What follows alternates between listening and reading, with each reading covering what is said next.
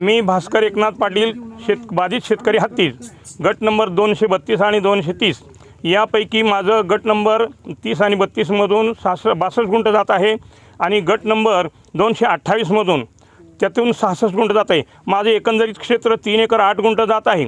या रोडची गरज नसताना, कोणाचीही मागणी नसताना हा रोड करायला घातलेला आहे। हा फक्त ठेकेदार जागवण्यासाठीचा रोड आहे। त्याच्यामुळे ह्या रोडची मागणी नाही, एकाचीही मागणी नाही। मागणीशिवाय पुरवठा करताच येत नसतो। Quotations are not invited.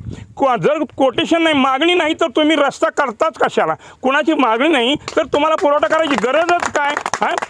अहो, तो असणारा श्लेष्म म्हणतात, तो डोक्यातून नाकात येतो, नाकातून होटावर येतो। बिनबोलाय मेहमानसारखा हा रोड करायला घातले, याची बिलकुल गरज नाही। असा अनावश्यक road it should be cancelled, it needs not, it needed not. या रोडची बिलकुल गरज नाही, हा रद्द झाला पाहिजे। काळ्या ही आमची आई आहे, जननी जन्मभूमीश स्वर्गादपि गरीषी। त्यापेक्षा काळ्या ही आमची महत्त्वाची माता आहे आणि अशा मातेवर आमच्या पिढ्यानपिढ्या राबल्यात। आम्ही जीवापाड प्रेम करतो, अपत्यवत प्रेम करतो। जुनी शेतकऱ्यांची म्हण आहे, मड ठेवून शेतकरी पेरणी करतो, तसं आम्ही आज 7 पिढ्या राबलेली जमीन आहे। गावात 1 नंबरचा भास्कर एकनाथ पाटील यांचा 20 एकराचा गट आहे, भाऊवंतीचा गट।